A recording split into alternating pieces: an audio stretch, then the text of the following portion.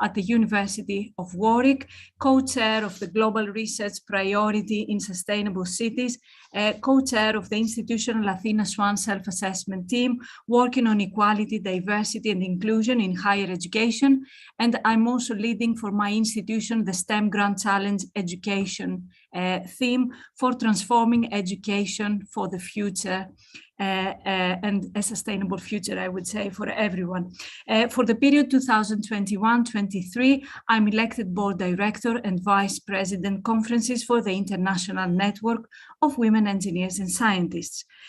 We are very honored and delighted to have a contribution to this event from four global organizations representing women in STEM across more than 100 nations, such as the International Network of Women Engineers and Scientists, the World Federation of Engineering Organizations, the International Science Council, and the United Nations University, and in particular, the Institute on Comparative Regional Integration Studies.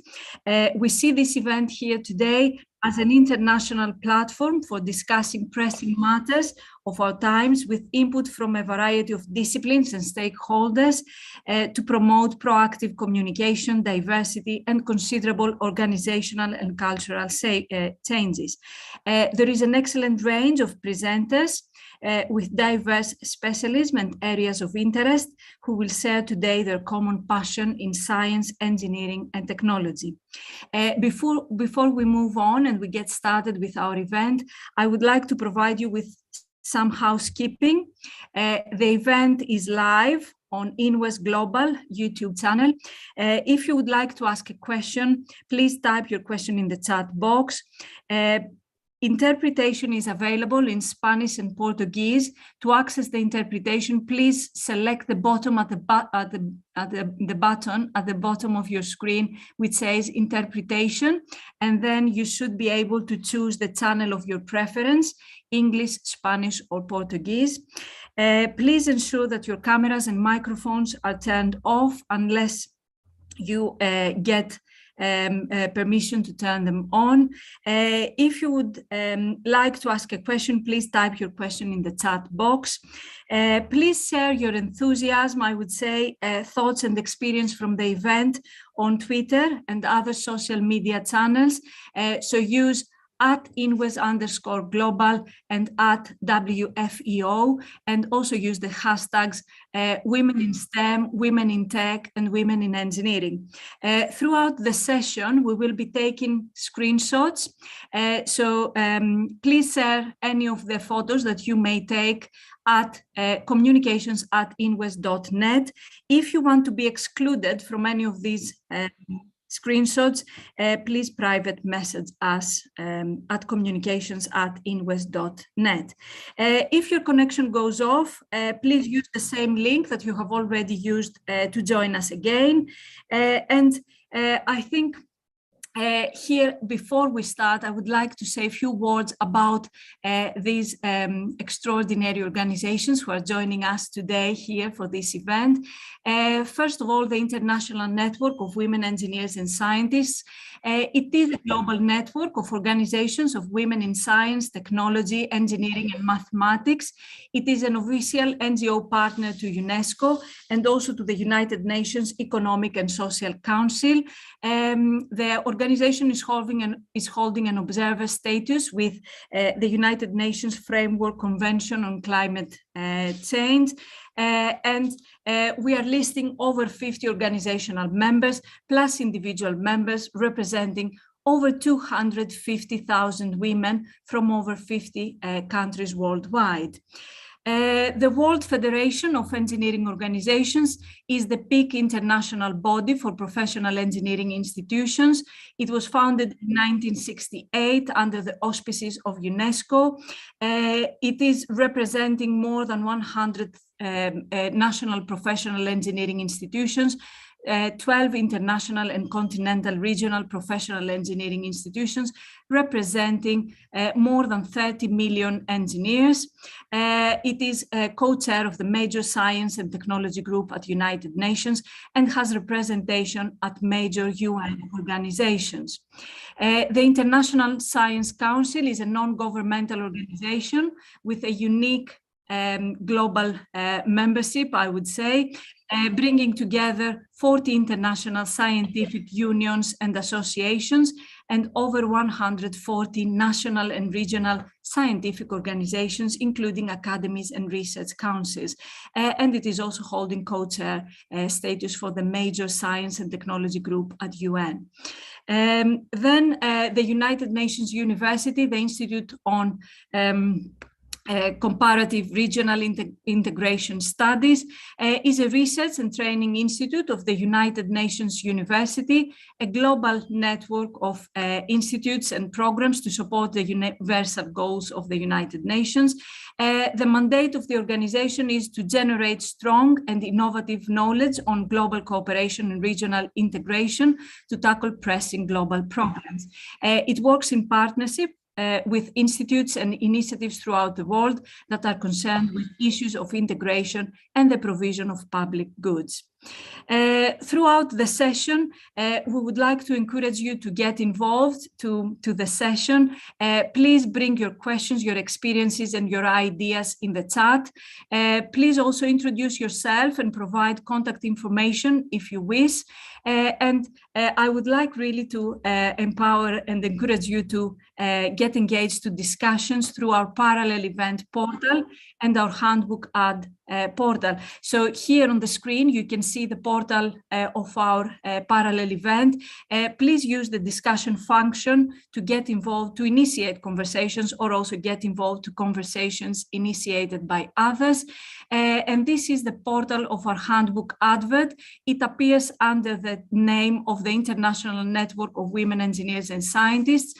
On this portal, you can find files, but also you can get engaged to some poll questions that we have set up, which are really addressing the questions that we want to answer as much as we can through the parallel event.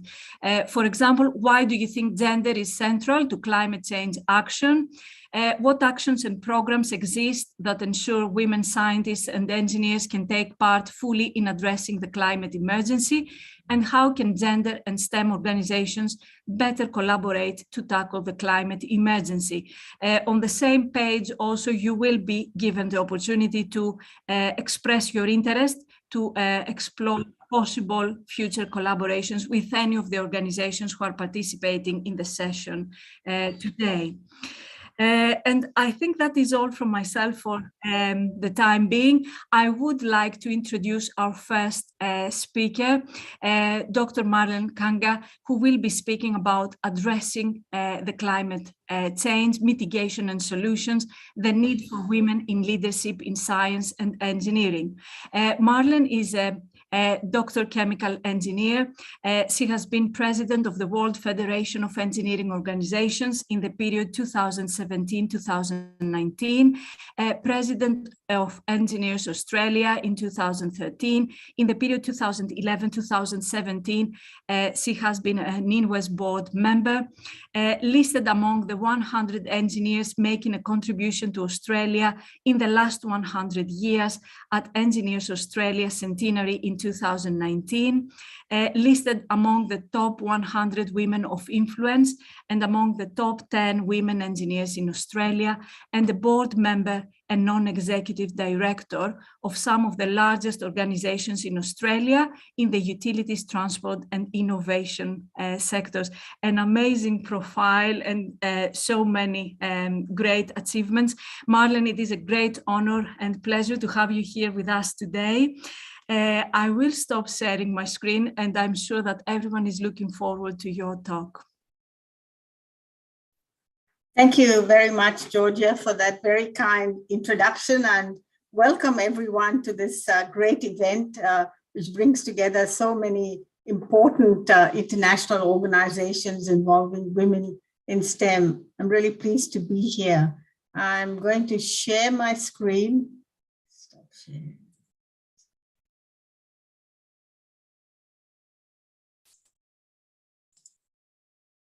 Hope you can see.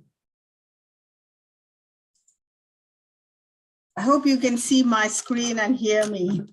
Yes, we can very well. Thank you. Thank you. So I'm going to talk about addressing climate change, mitigation and solutions, and the need for women in leadership and science and engineering.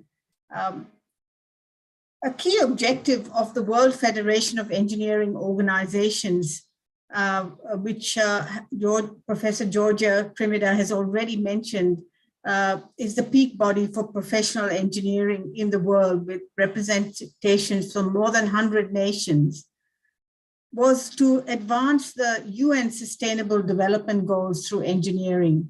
This was a strategic priority that was first expressed when I took up my term as president, and has had great traction in terms of the work that the Federation does through its various committees and working groups.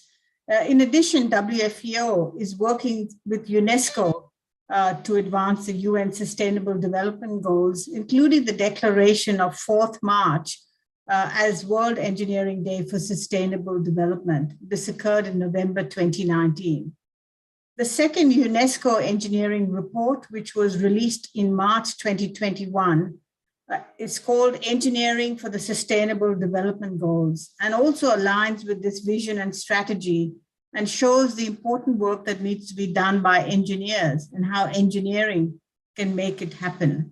And in addition, we're working with our partners around the world to build capacity for more engineers, especially women engineers, so that we have the right skills to advance sustainable development. Because the message is that we need more engineers, especially to address climate change. Just going back into history, women have been contributing to science and engineering from the very beginning. And I'd like to relate the story of Eunice Foote, the female scientist who discovered the basics of climate change way back in 1856. Eunice discovered the warming effect of the sun's rays on carbon dioxide and speculated that global warming was possible. But she could not publish or present to the American Academy of Science. In fact, her paper was presented by a man because women were not permitted.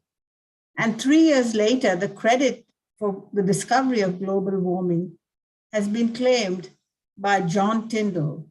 So this is a story that we hear all too often, where women's discoveries are then overshadowed by men coming along later. But women had been there from the beginning.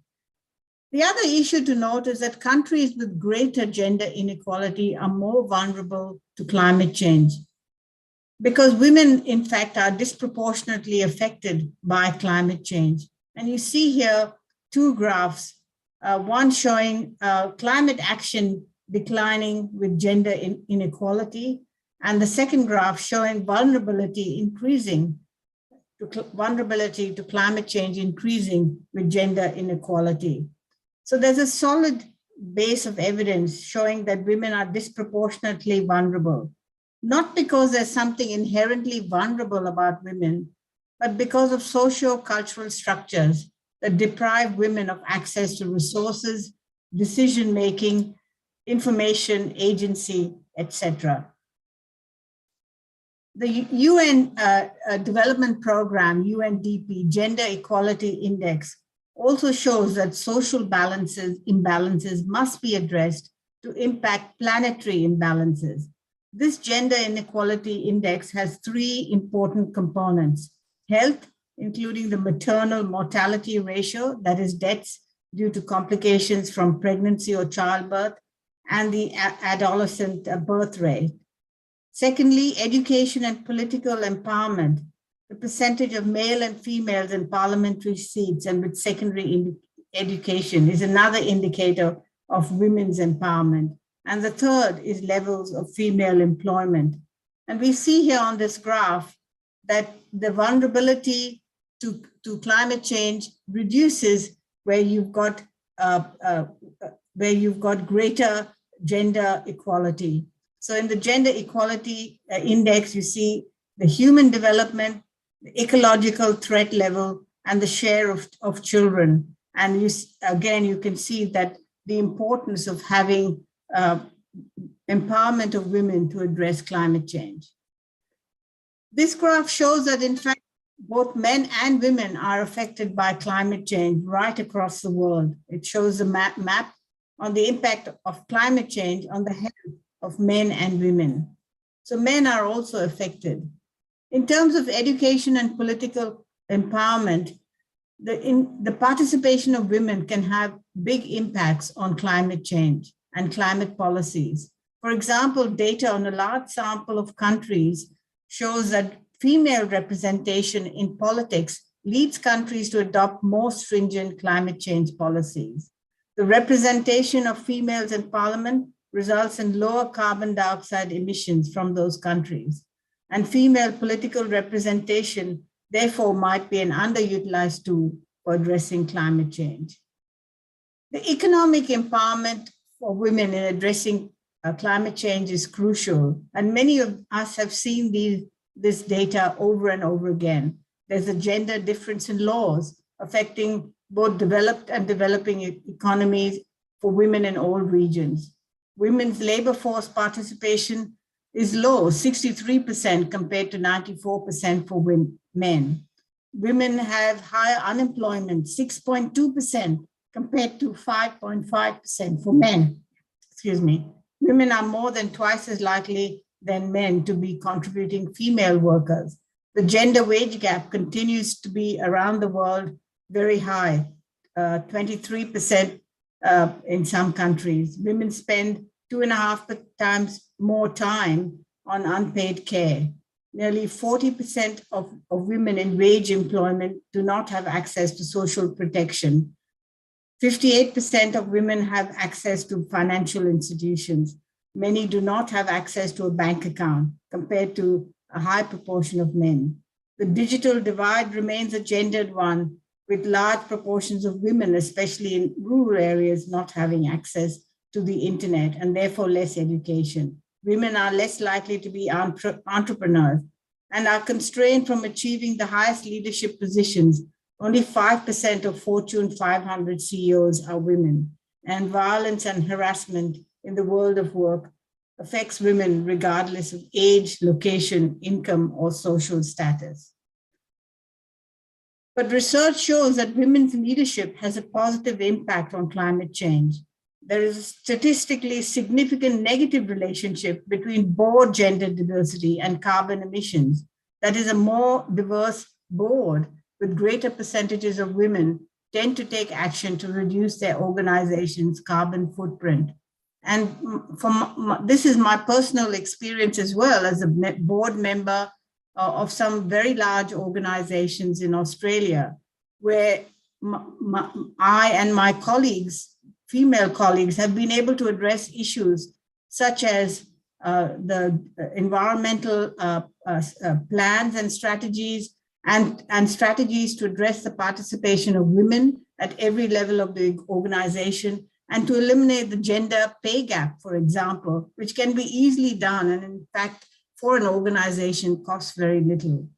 So the moderation effect of environmental innovation is more pronounced if there are diverse boards in carbon-intensive firms than non-carbon-intensive firms. So therefore, there's an increasingly positive effect when women are present on the board. Greater female board representations and female CEOs reduce the frequency of corporate environmental violations and are less often sued for environmental infringements. And the findings reinforce various corporate governance initiatives and public policies for more gender diversity in the board of directors, demonstrating that board diversity enhances better board effectiveness in satisfying the needs of broader groups of stakeholders' interests. And I have the references here to the research that I have just quoted. And now coming to the IPCC, the Intergovernmental Panel on Climate Change, which publishes its reports, which are the core of the discussion and the basis for the discussion on the need to address climate change. Since the IPCC came together in the late 1980s, the ratio of female authors has increased from just around 3% to over 30%.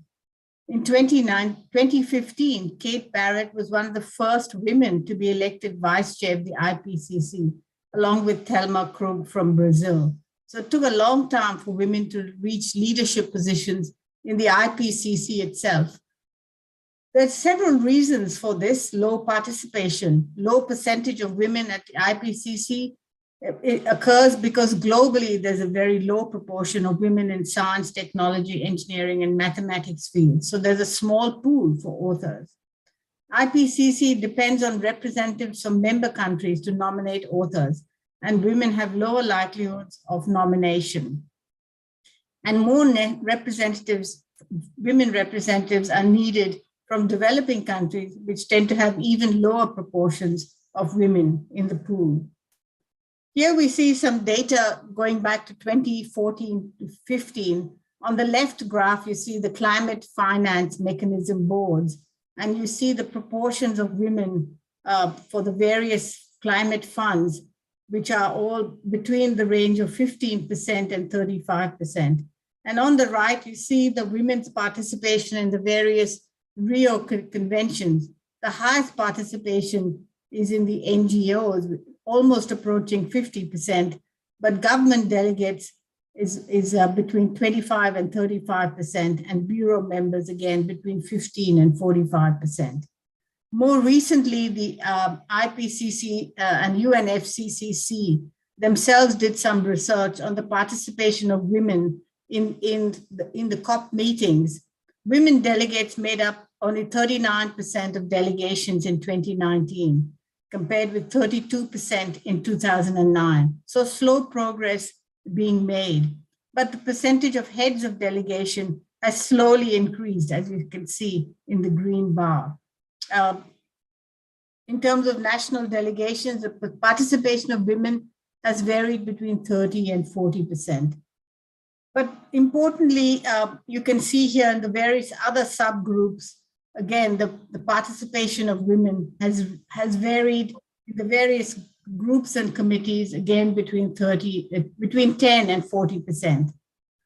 But very interestingly enough, the proportion of men speaking, leading, and contributing is huge, much higher than the numbers would suggest. So while we have women in the delegations, they have lower positions and they do not have the opportunity to speak and present at all these meetings and have their voice heard.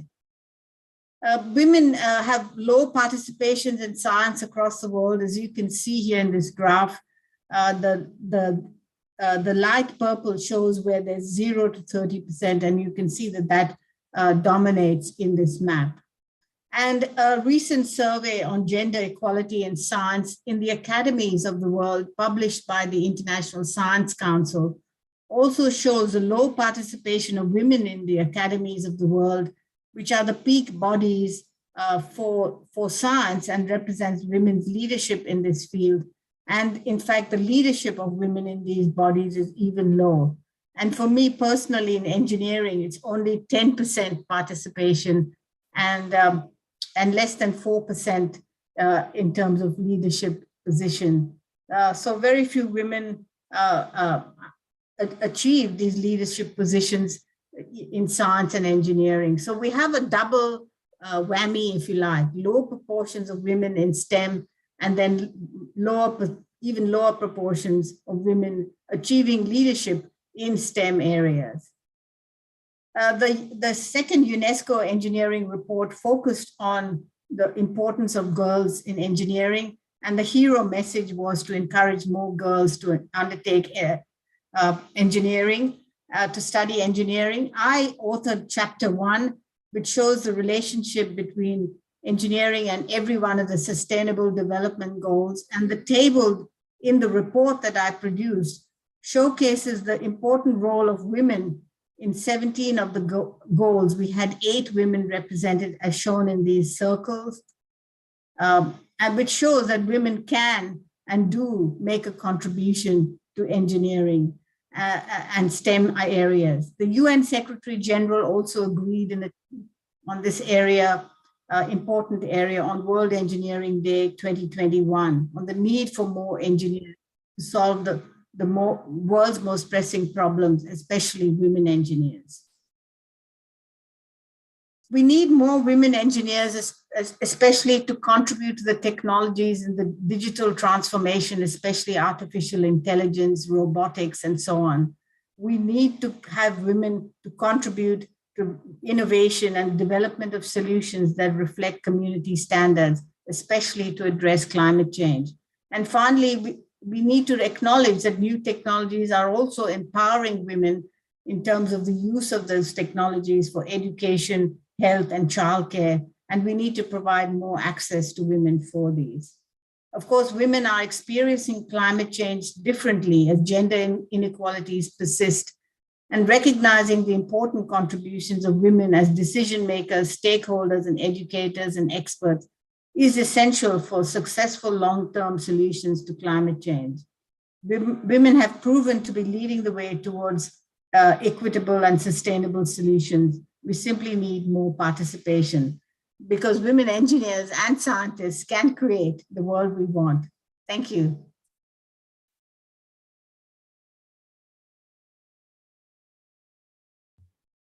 Thank you so much, Marilyn. That was really amazing, striking data, I would say, from my point of view.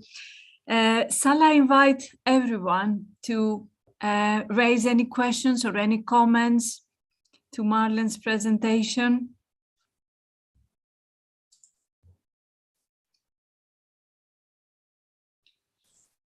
So as everyone is thinking about any questions, I wanted to ask you, Marilyn, so should the focus really be on women becoming the agents of change in what we try to achieve, or the agents of change to become really gender inclusive? So, well, I think it is both. I think women need a voice in climate change because they'll bring their particular perspective and their experience to the problem.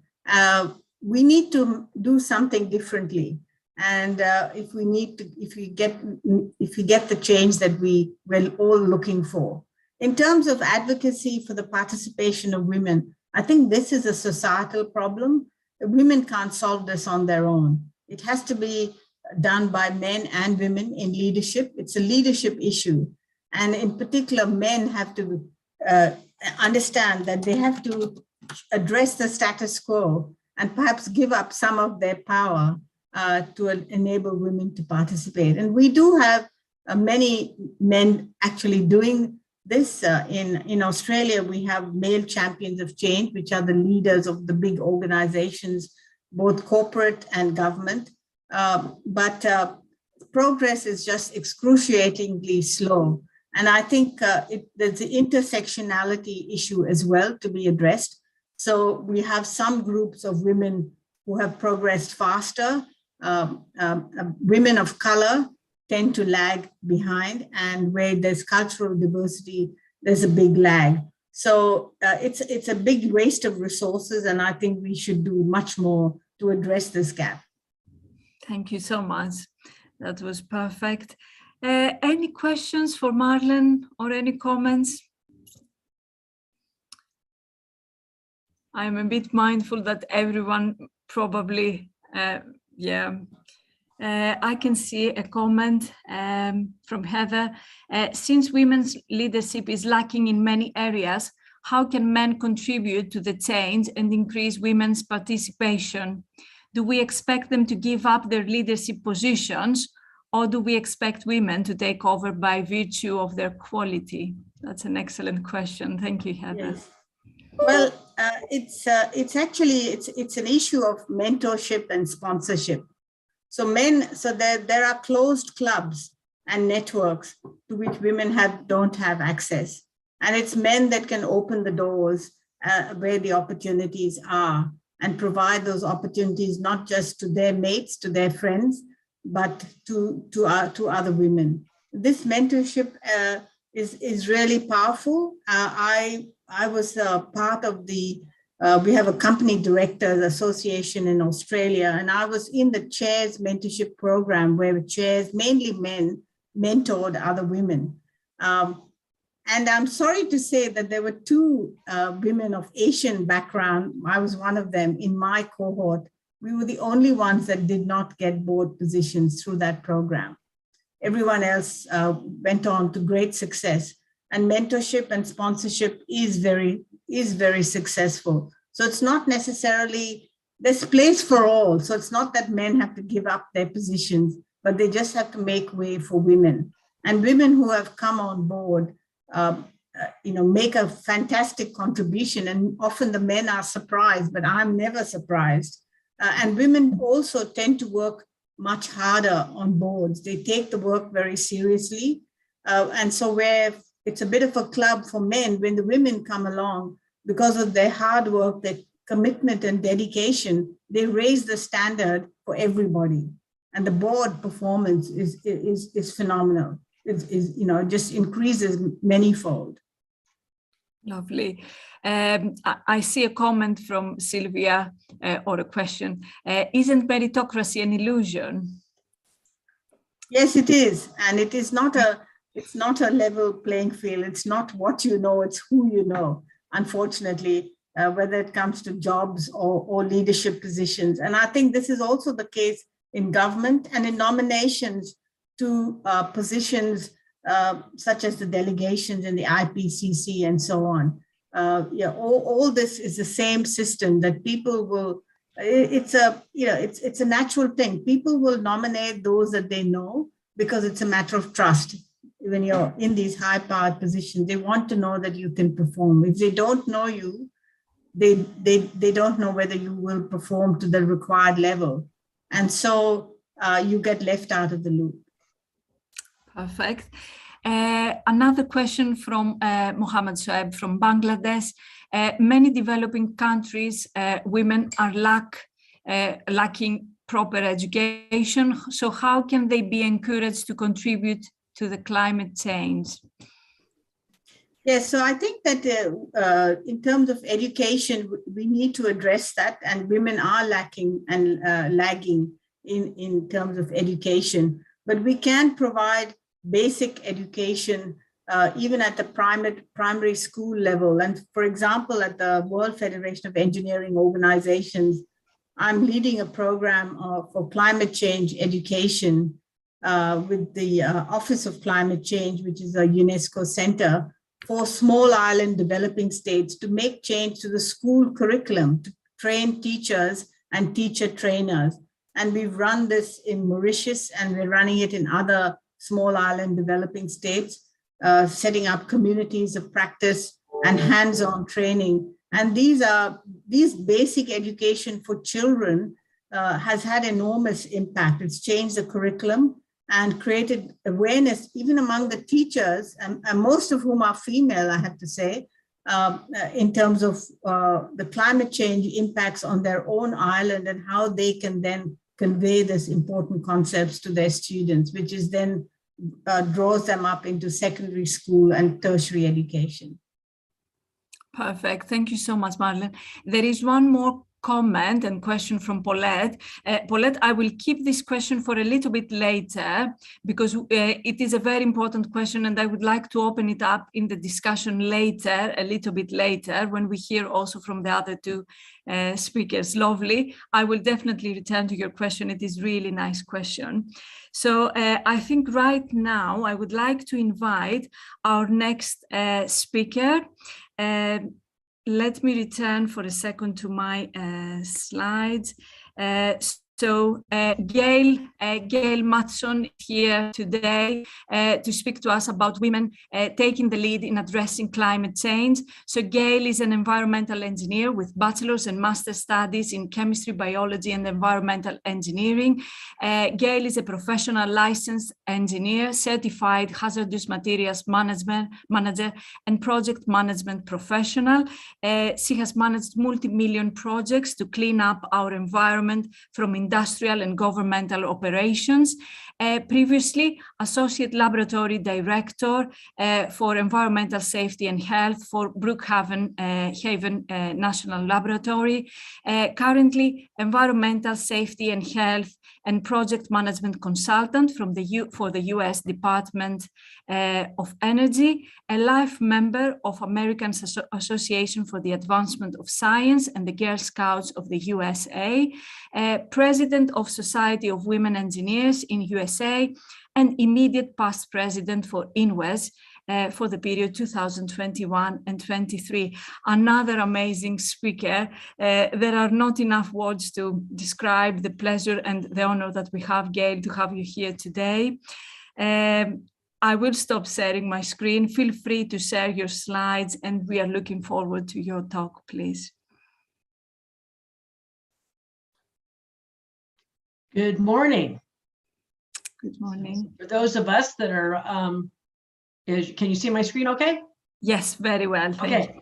So good morning. It's still morning here, and I'm in Santa Fe, New Mexico, so different time zone. It's a real pleasure to join you all today and talk about women taking the lead in addressing climate change. I'm going to hit real quickly research and history, and because Marlene's already given you a lot of background, so I'm just going to touch on a few things, talk about recognition through the United Nations, some examples, talk about female-led initiatives, the Paris Climate Agreement Lionesses, if you're not aware of who they are, give you two examples from the Society of Women Engineers, and then talk about what we focused on at our last international conference, ICWIS 18, and then messages and actions that we could all take away and share with others. So research has shown that women adopt innovative and preventative measures at a faster rate than men. In a review of 17 studies from around the world, the presence of women in conservation and natural resource management resulted in stricter and more sustainable extraction rules, greater compliance, more transparency and accountability, and better conflict resolution. So many of you aware of the climate issues might know some of our leading women that started the whole concept of climate concerns and issues. Women were instrumental in starting the environmental movement as we know it today, such as Rachel Carson, who is the author of Silent Spring, who first made us aware of water contamination from pesticides. And it really started the movement here in the United States and started the development of the United States Environmental Protection Agency. A lot of people also know about Jane Goodall and all the advocates she's done, not only for animals, but for habitat protection around the world. Recognition from the UN. Repeatedly over the last 10 years, the United Nations has recognized that the success of sustainable water resource management largely depends on engaging women at all levels of decision-making and implementation, because it's the women that get the water and for their family. And so they have to be involved in order to have these UN projects be successful. And then another example, after winning re-election, the New Zealand Prime Minister, Jacinda Ardern, and her cabinet, consisting of 40% women, declared a climate emergency and set in motion a plan to make the country's public sector carbon neutral by 2025. So example of women in leadership in the government. Despite the lack of funding, female-led initiatives are still taking the lead in grassroots actions around the world. One Earth, which is an organization that recognizes outstanding efforts in the environmental and climate change areas, recognized 5 such female-led networks who are making a difference in a fight against climate crisis. So We Can International is one example. Women for Wildlife, the Indigenous Women's Biodiversity Network, Women for Conservation, and Women in Nature Networks. These, all of them, are really focused on sharing visionary and collaborative approaches to action, and they're now organically scaling up through more efforts around the world, more chapters, more people in getting involved. So I've got the websites here. Please check out these organizations if you're interested in really finding out about top-level organizations. You might not be aware of this, but the Paris Climate Agreement Lionesses. It noted that without women, the Paris Climate Agreement would not be what it is today. A legendary group of women called the Lionesses met in the countryside of Scotland and came up with the guiding principles of net zero emissions at a time when many of the parties in the climate conventions were at loggerheads. And you have Farin Yamin, she's a British lawyer and climate activist. Christine Figueres, she's from Costa Rica, was very involved as a diplomat and international policy negotiator. And Tessa Tennant, who's a British advocate of sustainable investment. If you got the time, check them out. Check out their websites and learn more about them and what they were able to accomplish in getting us moving forward with the Paris agreements. Two examples from the Society of Women Engineers. At our recent national convention this past year, the majority of the technical tracks addressed a wide range of topics associated with climate change and advancing leadership opportunities for women. And one thing that I learned that many US women engineers who have attained senior management positions are now leading the charge for addressing climate change in their major corporations. Two examples below are both leading major corporate programs to address various aspects of energy efficiency and reduce environmental impacts to the operations. One is Barbara Humpton, who's the president and CEO of Siemens Corporation, and she has a BS in mathematics. And she talked about what she's doing with Siemens on their energy efficiency programs and so forth. And the other one example speaker was Patty Popey. She's the CEO of PG&E Corporation with an MS and BS in industrial engineering. And she was recently promoted to PG&E and is really trying to address a lot of the environmental issues from her company from the past and trying to make a difference going forward in the future. The International Network of Women Engineers and Scientists, we have every 3 years an international conference that we call ICWIS.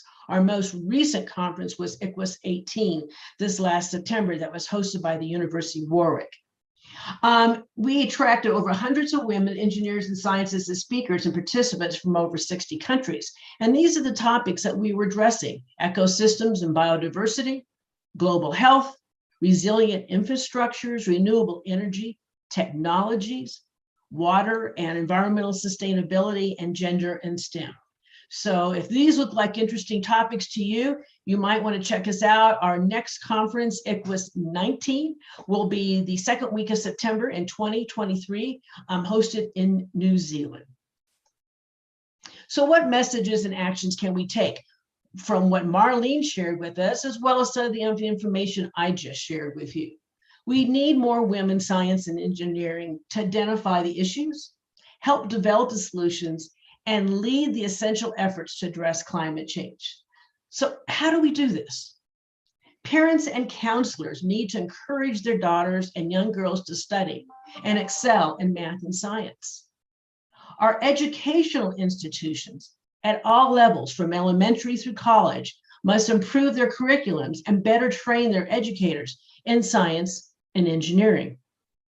We need to demand that our government support the advancement of education in all the disciplines required to develop the solutions to address climate change. And businesses, from small companies, local companies, to large corporations, must support the research and commit to the changes in their operations, from recycling to implementation of new technologies and energy sources, as well as hiring and advancing women in engineering and science to really make a positive impact on the client. So finally, those of us in NGOs like INWIS, and maybe some of the organizations that you're representing, we must expand our programs to encourage more women to pursue and advance in STEM careers so they can lead future efforts to bring about a more sustainable and equitable world. And thank you for joining us today. If you have any questions or comments, I'll be glad to answer those. And please contact me at gail.manson@inwas.org if you want to carry on the dialogue. Thank you. Thank you so much, Gail. Very interesting. All the time I'm learning something new in all these talks and presentations. Thank you so much. Perfect. Are there any comments or questions for Gail? Yes, Nidhi, I can see your hand up. Thank you, Gail. It was really inspiring to understand, and Marlene as well for setting the tone. I wanted to ask you, Gail, in particular. I mean, what are the kind of stimulation that that the country is adopting to kind of address the gap in stereotyping how women and girls pick up a certain field of education, which is not always science and engineering. Why are they wired in the way they are? I think, part of it, and I know what we're doing here in the United States is we're really making a concerted effort to encourage all of our children to think more about climate and going into math and engineering and science to address the issues. Because we've really seen an uptick in the last few years of children in our schools being concerned about the climate, and they're hearing about it. So we need to talk to them. Well, this is what you can do. Study science and engineering and help be part of the solution, or at least learn about it so you can vote properly, or talk to people intelligently about what the issues are. Talk to your parents, talk to your family. What could you do? Recycling, energy efficiency. So that's sort of what's going on here, is a really big push with dealing with the children, because the children are being advocates. Perfect, thank you. Any other questions for Gail? So Gail, can I address, okay, I can see another question from Paulette. First of all, Paulette is saying, Gail, this was an outstanding presentation, really inspiring to see women leading in this space and how they are championing climate change and addressing these issues. She would like to email you in private to discuss about solutions and have a further conversation on the matter. So can I address Paulette's first part of your question, which was mainly directed to Marilyn some minutes ago. So Paulette is bringing together a group of women to raise interest in STEM-related careers. And the question is, how do we empower these women in this space, and what information is accessible for them to build their confidence and self-esteem, especially in the space of climate change? You want me to address that first, or Marlene? Marlene can also go ahead, Gail. Okay, there's a lot of materials that are available now on the internet. I know when I was doing research for this presentation a while back, I found a lot of materials that are available on the internet about education for children in engineering and so forth. But I think there's also different organizations in different countries. I know I mentioned school children here, but another very active group here in the United States is the Girl Scouts. And I know the World Association of Girl Guides and Girl Scouts, climate activism is very, very large in the WAGs. So that represents like 100 different organizations for Girl Guides and Girl Scouts around the world. So one activity is getting your daughter involved in Girl Guides and Girl Scouts and their programs and so forth about science and engineering and the environment. So there's lots of materials out there on the internet, and you could bring that materials available to your organization, whether it's a school level or these are for, adult level. There's lots of materials, workbooks, videos, all sorts of things that you can find on the internet to use. There again, if you want to email me, I'd gladly give you some links and heads up where you can look. Perfect. Marlene, would you like to follow up on that?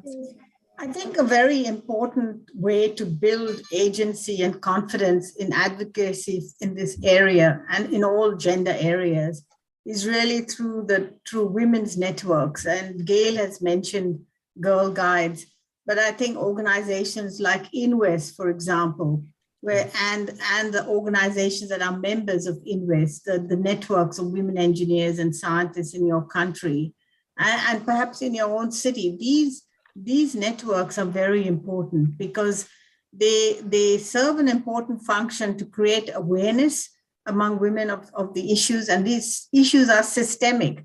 I think the eureka moment for women is to understand that when they don't progress, it's not their fault. It's the system that's working against them. And I find that this eureka moment, when I speak about this in many countries around the world, it's very empowering. because then women have the confidence to step forward. When they're in all women's groups, they build confidence to speak out, to take steps, baby steps in leadership, to learn how to lead.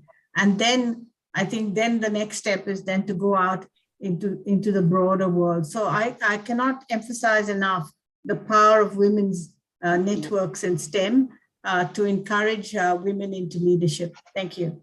Thank you so much, Marilyn. And I see Paulette is having her hand up. Paulette, would you like to come in? Yes, please. Hi, thank you so much for that, Sylvia, and is it Marilla? Please forgive if I said your name incorrectly. What it is that we, for our BME Digital Inclusion project, we have done exactly what you're saying in terms of setting up young women or female-led groups to encourage more girls to get involved into the STEM. Even today, we had 8 schools go and visit some of our tech companies, and the young girls were so inspired because they got to look at what careers were needed to get into a STEM industry. They were able to see the different hardware in the tech companies. So we are basically developing an appetite for young girls to get involved, but we are still faced with the challenge because some of the girls are saying that they still feel that they lack confidence. So we've set up our mentoring program. Do you have any examples of successful mentoring program that you can share or tell us is there any case studies? Because we're going to launch it for September, but we still feel that we need to see how it's run successfully or lessons learned to help us with our BME Digital Inclusion program. Thank you so much. Thank you. One of the programs that just recently this last year has gone international is called MentorNet. MentorNet. Check them out online. They started here in the United States, and they've really expanded over the last 10 years. And I said this last year, they went international. And they have a very well-developed program for recruiting mentors and matching up with girls in college and high school level and following up on their activities and their relationships and so forth. MentorNet. Perfect. Thank you so much, Gail. I just want to say here at this point that the International Network of Women Engineers and Scientists and the University of Warwick are running together a project at the moment, which is bringing together evolutions within the last 20 years on how the representation of women in STEM, innovation, and also in research has been supported. So the outcome of this project, which is expected to be finished somewhere around July, this coming July, will involve lots of the resources that you are asking about, Paulette. So please keep an eye on INWES, on our website, and on the various events that we are planning to organize in the next couple of months within the framework of this project, because lots of the material that you are seeking will be gathered within that project and communicated and disseminated. Thank you so much, everyone, for the presentations so far and the questions. I would like to invite our last speaker, Nidhi, to deliver her talk. Nidhi is going to deliver a talk on the acceleration attempt to gender-sensitive water security and climate resilience.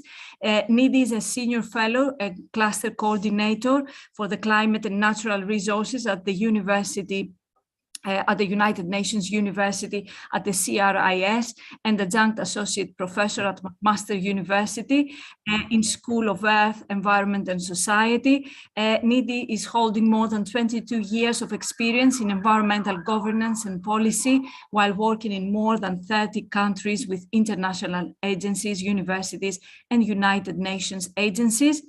She specializes in climate change adaptation, environmental migration, nature-based solutions, sustainable transboundary waters and hydro diplomacy, and is leading diplomatic efforts towards implementation of development goals. NIDI is having more than 200 papers published at peer-reviewed journal articles, book chapters, conference papers, workshop contributions and policy briefs, and serves on the editorial and review committee of numerous international journals. NIDI, a great pleasure and honor again to have you here today. I will stop sharing my screen and feel free to share your slides, and we take it from there. Thank you, Georgia, and good morning, good afternoon, good evening, depending on where you're joining us from. And as I'm sharing my screen, let me take the opportunity to thank INVIS and all the other organizers, the International Science Council, my own organization, UNU Chris, that we are gathering here as a group today to discuss on this topical issue. Within the tone set by the previous two speakers, I'd like to carry forward and give you some examples that United Nations agency, in particular, UNU, is taking forward to accelerate a gender-sensitive water security and climate resilience. These are snapshots of the large body of work that is ongoing.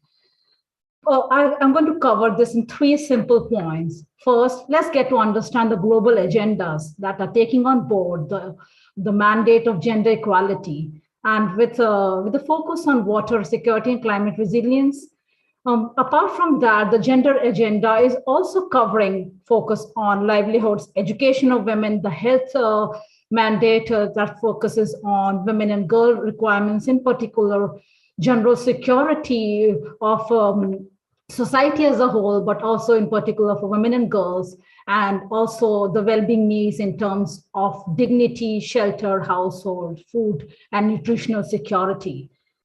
This is something not new on the plate. Back in 1995, global leaders, international agencies agreed to something called the Beijing Declaration. And it outlined 12 key areas that as gender gaps, and that should be taken on board by nations and by communities to ensure that the progress, the economic development, the sustainable development agendas at national level, at regional and global levels are not gender blind. After Beijing, the first conference in 1995, since 1975, UN has had 4 conferences focusing on the women agenda in Mexico, Copenhagen, and Nairobi, and Beijing. But Beijing was a defining moment. But at that time, the global agencies and member states made an focused, concrete effort to monitor progress. And that's critically important if you have to show change. The words that you should see on the screen, equality, development, peace, was discussed with focused attention on specific requirements of women and girls in different sectors. Attention was given to representation of diversity of women's role and circumstances in national agendas and in global mandates.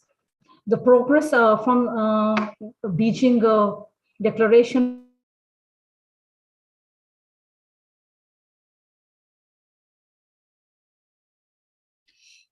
Nidhi, I'm afraid that you have turned in mute.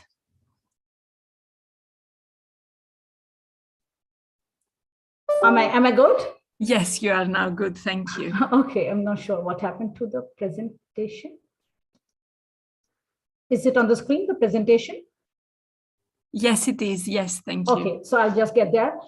Okay, back on track. So the idea was to address inequalities between women and men that have persisted due to socio-economic conditions, socio-political notions, and socio-cultural complexities. And poverty has also exacerbated the whole complexity of gender representation in different sectors. So the urgent action was defined in the spirit of determination to fill these gaps, a hope that will have a gender equal society or gender equality in future. Cooperation and solidarity was identified as virtues that will help us move forward. And to a good extent, this mandate made it into national declarations, national policies. After 25 years of Beijing Declaration, we see slogans like generation equality. We see national consultations at even for states that were more or less focusing on other affairs. They are also taking affairs of sustainability, getting food on the table, but are also now focusing on gender-sensitive agendas like this consultation in Kathmandu. Many other terms have become a part of gender equality mandate, and some of these terms you can see in this word collage in the screen. This is all good news. However, some countries have made rather large progress than others. And as you see, even regions that are conventionally a little bit more, I would say, but culturally complex in the gender notions are also taking some leap forward, like the Arab representation or the Arab region review of the action after 25 years of the declaration. So in a way, I mean, it's a good time for refocusing on gender equitable gender dimensions in different sectors, along with stakeholder interest, along with proper commitments from nations and member states. So I'm just sort of setting the scene, but this has taken us a long road. Remember Millennium Development Goals? I'm sure many do. From 2000 to 2015, gender equality, making the world more better in terms of gender representation, was pretty much on the mandate of Millennium Development Goals. 15 years of concentrated and focused effort to see that at least the word is accepted, reckoned, and acknowledged in national policies and in different sectors. And it was very hopeful and inspiring to see that gender found a special placeholder in the Sustainable Development Goal portfolio as SDG 5, and also directly and indirectly in other Sustainable Development Goals. And I can talk about SDG 6 in particular, that talks about ensuring water for drinking and sanitation needs for all, and in particular for women and girls, Paris construct. So very clear mandate of having gender sensitive goals and targets within each Sustainable Development Goals, whether it's pertaining to industrial development, pertaining to consumption, pertaining to urban development, and institutional reforms. Well, this was much obvious, as half of the global population is sort of women. So as such, this was very much required. But when you go into the nuance stats or the information that you see on the screen, without proper leadership, some of these mandates and agendas will remain a sort of gender washing, because these stats also reflect that there are systemic gaps that unless we fill, we will not be able to see the transformative change that we are envisioning. Only 1/3 of senior and middle management positions are held by women, not just in the water or climate sector, but perhaps in all the other sectors there where you see an economic opportunity. We reckon that 2015 Development Agenda and Sustainable Development Goals brings us hope and brings us a platform and some kind of guiding principle to see much better and efficient progress to gender equality. But unless we have specific and targeted efforts to fill specific needs in different sectors, this could remain a persistent challenge. When you kind of unpack SDG 5, the gender goal in the portfolio of Sustainable Development Goals, let me take your attention to some of the targets and pick one.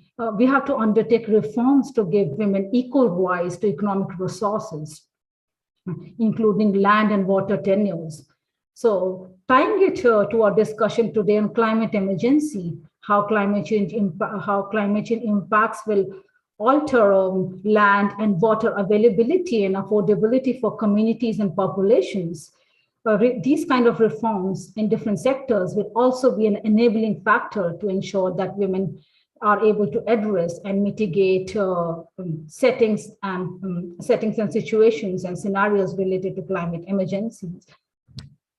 And if you want to really know more about how SDG 5 trends and patterns are seen worldwide in different geographical regions, in developing economies, in the developed world, and in the emerging nations, I encourage you to take some time and see the United Nations tracker on Sustainable Development Goal 5, SDG 5. This is just a reference slide. Well, point 2 is on, we know there are global agendas that gives us hope, but then we also need actions at the same time. So we've done enough work on diagnostics of the problem. We know things are wrong somewhere, we have to correct them. And now is the time to formulate actions. COVID has also given us some more, exposed some vulnerabilities, and has also given more information on how women and girls are disproportionately impacted by settings of water crisis and of climate crisis. So this has been a challenging 2 years, but this is also an opportunity to build back better, to have policies that are inclusive, to have policies that are consultative, that gives women not just a seat on the table, but a voice in the mix and a signing authority in the decision-making process.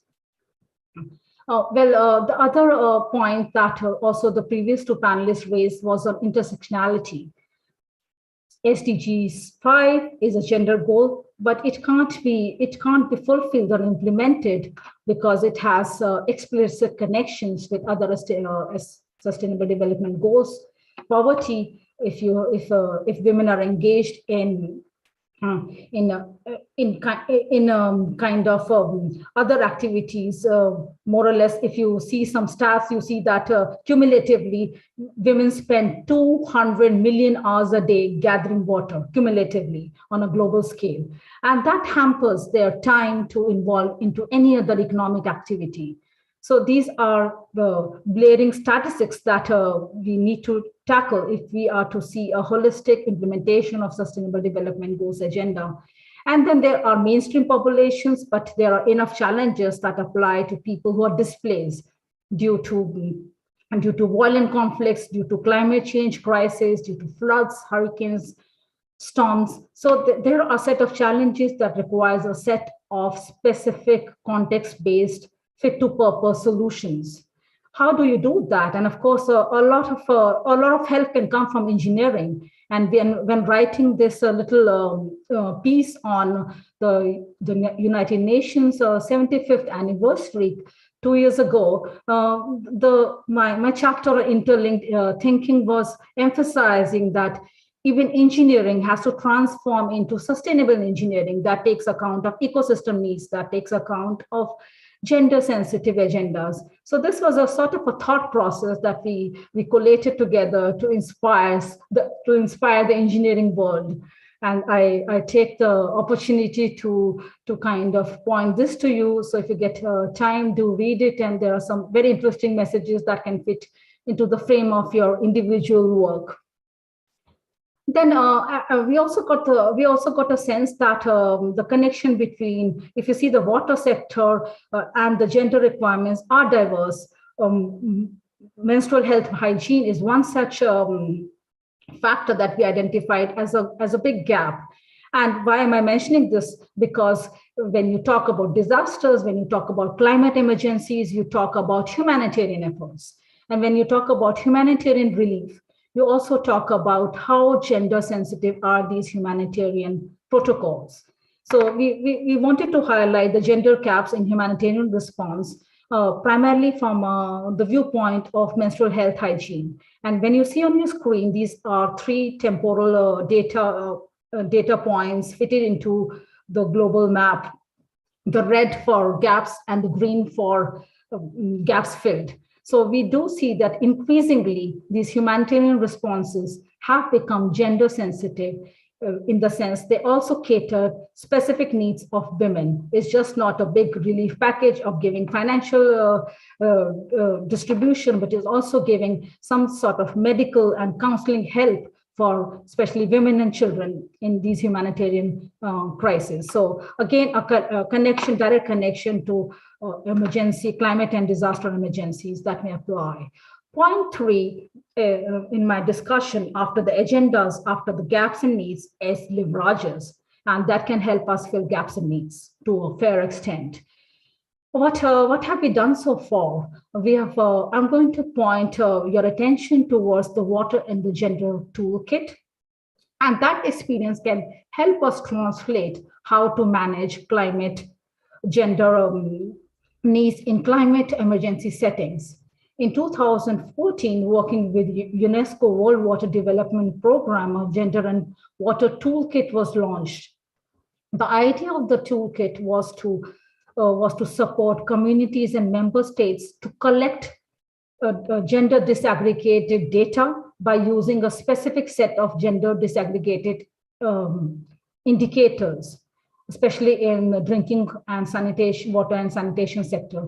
Why was this important? Because you can't even point out to systemic inequalities if you don't have a strong scientific backing with data, observation, and information. So to collect data is fundamental to make a policy change, because over a collection of data, you can analyze, you can identify, you can dedicate and channel resources. And in 2019, a second version of this toolkit was launched to incorporate many other aspects of sustainable development goals like water governance, drinking and sanitation needs, but also how countries sharing water resources could also apply this jointly. Water for agriculture, water for industry, and many other domains were also included as a part of this toolkit. So I encourage you to look at the toolkit to identify some indicators that you can perhaps customize, adapt, or adopt in your own work frame. And this helps us as United Nations agencies to collect data to be able to cast a global picture where there are best practices, but where there are also systemic gaps that can be filled by cross-pollination of information and knowledge. And at some point, our attention also should be on particular groups, and I want to take the focus of this group today, attending this discussion with us on people who are displaced. The number is now reaching more than 80 million, and a large portion of these millions of people are women and young girls. And when we talk about climate emergency, this is the biggest climate emergency that we have to deal with in the coming years. People who are displaced, who do not have access to drinking water, who do not have access to sanitation services. And I think this is just a slide I wanted to just mention here to see that there are other gaps that needs our attention. And we have been working on this in several of our programs in the past years to outline a simple 5-point strategic framework on where to start, how to start mitigating these gaps and fulfilling these needs. And in doing so, we also worked together with UNESCO, and I was I'm very sort of in gratitude to the team UNESCO, and especially the leadership of Dr. Michaela Millerto for the World Water Program, that we brought together these wonderful experts and agencies from around the world, commitments of specific member states to put together a stock of progress towards gender equality in the water domain. Where do we stand after 25 years of Beijing Declaration? And this was an effort to bring together best practices, but also to highlight gaps that certain communities and states need to fill in to be able to boost their gender equality agenda. And maybe just to give you one piece of stats from this report, and it's only the water sector, less than 17% are women. overall, and much lesser than 5% to hold any kind of leadership position. So water sector is not any different from what Marlene was explaining to us in the previous, in her intervention. And to be able to then take this, the observations that we have made, the meta-analysis we conducted, we also launched an acceleration call, a call for action to ensure that this message is picked up, this message is integrated and plugged into policies. This message is reaching the high-level meetings. This message is reaching schools, governments, and other agencies where these gaps lie. And again, the focus on water security needed that gender-sensitive agendas can be fulfilled through proper channeling of data and information, bridging capacity development, innovation in certain sectors, and channeling finance. And when we talked about especially the interface between water security and climate resilience, you can see on this screen, there were certain subdomains that would require focused effort.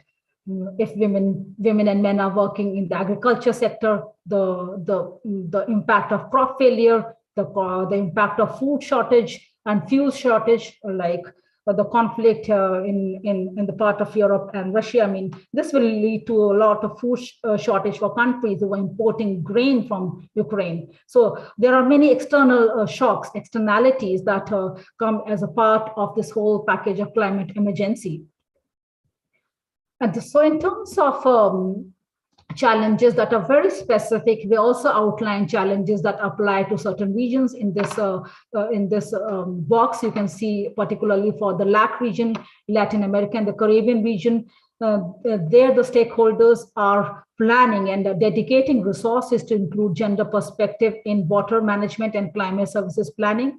The issue that they have underlined together through stakeholder consultations that is currently lacking in the planning process. They also wanted to ensure that there is proper and dedicated funding. So financial resources or commitments in all programs do have a certain dedicated budget to ensuring gender equality targets and goals. This is also based, their agenda was also shaped by the Equal Measures 2030's SDG Gender Index, which measures how public finance and gender disaggregated data is falling short in progress towards gender equality. So based on a certain kind of calibrated index, these measures and these priorities were set by the LAC region. And before the closing, I again want to re-emphasize that yes, there's a lot of stimulation, there's a lot of cohesion about joint efforts on mitigating climate emergency. More than hundreds of municipalities, cities around the world in more than 35 countries have declared climate emergencies. The city of Bonn, the city of Amsterdam, New Zealand as a country, but there's no current definition of climate emergency. And that's not a big barrier, but sometimes we don't even know what we are trying to achieve. So that has to be a little bit set in terms of what do we entail in this momentum? How should we best leverage this momentum of climate emergency that's bringing together the youth, the policymakers, the international lobbyists? So perhaps one solution could be diversifying the climate emergency definition, which is more or less, the current context is more or less limited by the carbon neutrality to including climate impacts, diverse impacts, and impacts on different stakeholders, and the disaster risk management and governance. And towards this initiative, taking to this target, taking the case of the European floods in 2021, where the developed countries also experience gaps and needs in inclusive response measures. We could see that there were more than 200 fatalities, more than 30 billion worth of damage. Links of climate change was drawn very quickly, and IPCC's new normal, according to the report, was like, this is not the first and the last event. The region will face more such events. we have launched an initiative at the UNU scale to share knowledge, shape policy, and drive action for facilitating more inclusive climate resilience. And why do I say inclusive? Because our work packages, and I will read out the work package on individual and community preparedness and response by taking account of diverse narratives that's shaping climate emergency. Why it should be more gender inclusive, it should be more community inclusive, it should have focus on indigenous rights, but it should also have focus on significantly under-reflected domains like climate grief, like mental health. And we also are trying to make a case that mental health counseling, mental health services should be a part of climate change solution.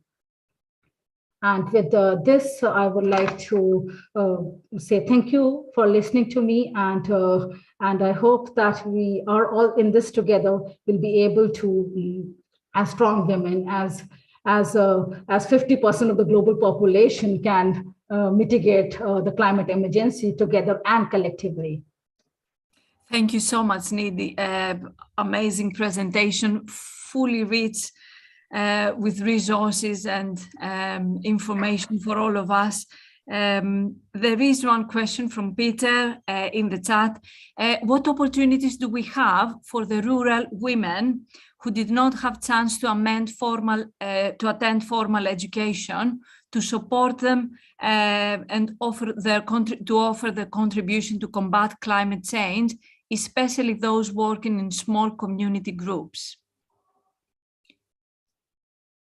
Okay, so I think this is a wonderful question, and I would start by saying that formal education is not a barrier to be a champion in climate action. Having said that, I would also like to emphasize the role of African women who have very significantly used ICT, information and communication tools in mitigating, especially small-scale farming communities. Especially women who were leading those small-scale farming communities have used information and technology tools like mobile phones to connect to markets, to organize cooperative setups, to mitigate the challenges if there are better mechanisms for optimizing the crop productivity, for getting more market rates, for getting more information on drought resistance, cropping systems, for getting more early warning systems, information through their mobile phones, and planning their interventions in their field and in their communities accordingly. So I think in many instances, you really don't need a formal education to be able to mitigate and to cope. I think this is a cognitive skill of a human being that will help him or her to be a climate champion. Thank you. Lovely, Nidhi. Really nice and inspiring, I think, response you have given here. I really liked your answer to this question. Any other questions or comments or thoughts for Nidhi?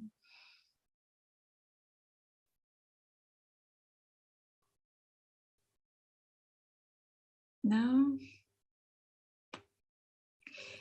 So Nidhi, I think the question would be, what is your, how can I say, what is your view towards, as we are moving towards 2030, with achieving some tangible outcomes with regards to the climate emergency? And how do you see us being again on track with what we have promised against it?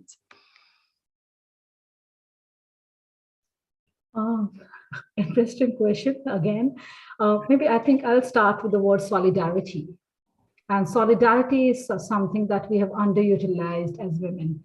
And it starts with mentoring many more women, that whosoever we can. And I'm so glad to hear experiences from Marlene, from you, yourself, from Gail, that we are doing our best to ensure that there's a critical mass of women who have a voice in the room, who have a seat on the table, and who are able to take decisions, who are able to lead by example. So I think that's going to be something that we have to keep doing, and we are doing, and we have wonderful indicators to show that we are doing it well, but perhaps we have to do it more. Yeah, perfect. Thank you so much, Nidhi. Any other questions? Overall, I'm very mindful of time. We still have a couple of minutes before we say thank you and goodbye. So any comments, any thoughts, questions? Marilyn. Georgia, if I might make a comment. Yes, please. Yes. I think we can't go past the fact that we have a powerful coalition here at this event today and going forward, bringing together women in STEM in particular from 100 nations with the International Science Council and all its unions. So the world scientists, we have the World Federation, and we have and we have Invest and its huge networks. And I think that we need to perhaps work together more cohesively and in a more focused way, perhaps putting together a working group to address this very important issue. I know that Invest has observer status at UNFCCC at the COP meetings, as does the World Federation, as does the International Science Council. But we tend to be fragmented so far in our approach. I think we need to be perhaps more coordinated and make statements. We made a statement to UN Women a couple of years ago, but certainly empowering women and also delivering programs of empowerment, because it seems to me that getting the message out to women around the world and empowering them to also speak out and supporting them is perhaps another role for us. So one of the takeaways, I think, for me, listening to our speakers today is that perhaps as leading organizations, we have a job to do as well. And perhaps we can think about how we can address that. Thank you. Thank you so much, Marilyn. Totally agree. Yes, it all gets together, having attended your 3 talks today. And I think the organizations that you are all representing are fully committed into these targets and aims for the near future. Any other questions or comments? No. So if you allow me, I would like to return for only a couple of minutes to my slides, just to offer some very warm thanks and the acknowledgements, of course, to our fantastic speakers. This session has been so valuable to myself, and I'm really grateful for your presentations today and your insightful comments. Many thanks to your organizations for the full support that we received in the preparation of this event. Lots of thanks to the Invest conferences, IT and communications teams. Many thanks to Sylvia, Aguri, Belen and Mary in particular for supporting this event to take place. Lots of thanks also to the International Science Council communications team and interpretation team.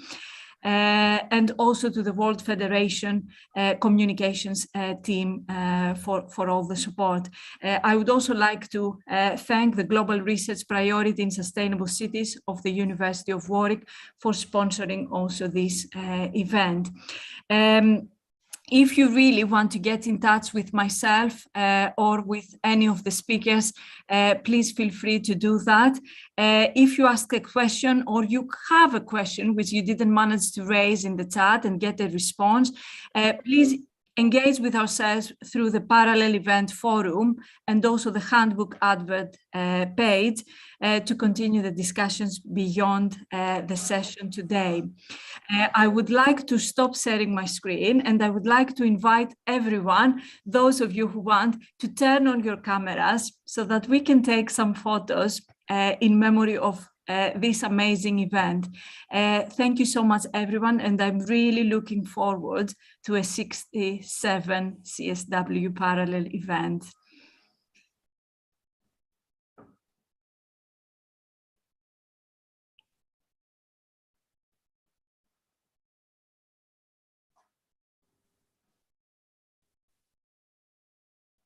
Lovely. Thank you so much. Nice to see you, everyone.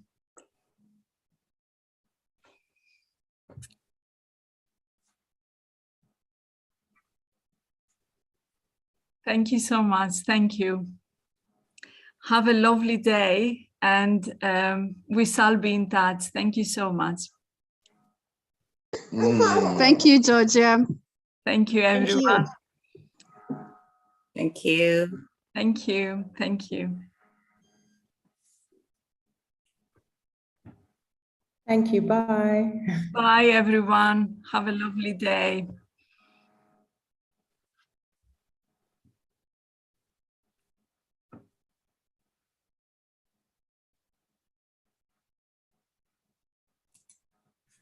Thank you, Sylvia, and thank you to our translation team, our interpreter team. Thank you. Thanks. Yes. Thank you, Marlene. Thank It was a you. great